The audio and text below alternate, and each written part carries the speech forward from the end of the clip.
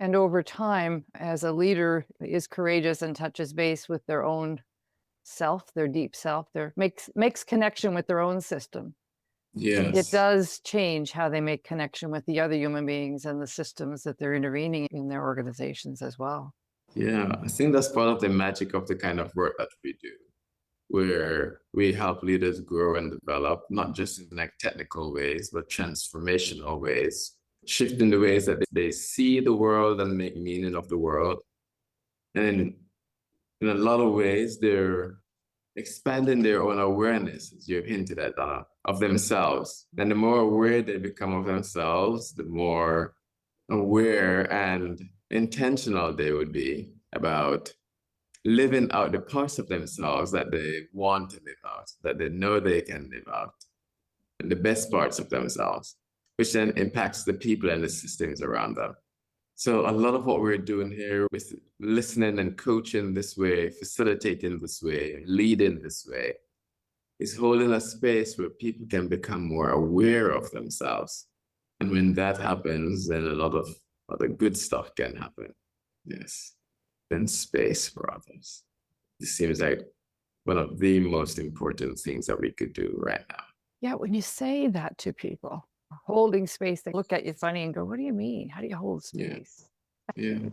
It's there are some phrases that we use in the work that you can't understand by talking about it. You have to understand by being in the space with someone almost. Yeah. Yeah.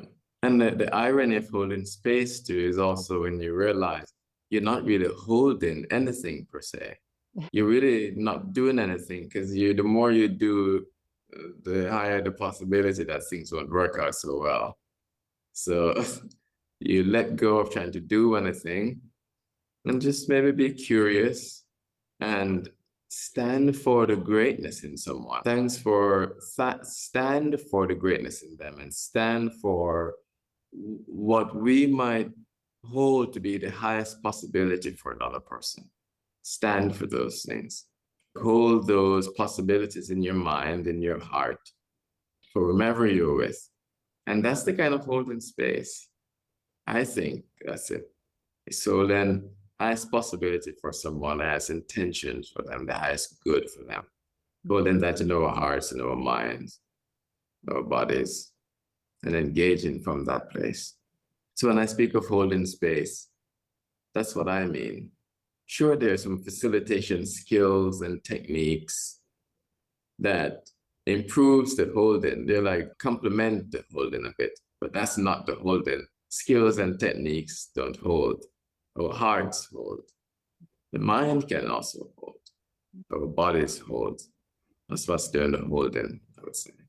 And it is interesting that when we practice some of the techniques, it actually opens in us some of that capacity to I, hold space. Like it means something different after you played with some of the techniques. So there's this interesting flow, yeah, between the techniques. We're as researchers, we try to name these things. What is it someone does when they hold space? And yes, then but as you bust those out, they lose some power until they're put all back together again in some sort of yes. wonderful melange. I don't know. It's just a mix. It's just there's something happens when they're all together. So the holding of space is a complex idea that has to be experienced almost, as opposed to, as you said, being, as opposed to doing. I agree with you. I agree with you. Yeah, 'cause it's not just any singular or even just a set of skills that facilitates one's capacity to hold space. The skills is the holder and the applier of those skills, the mindset, the context, so many things.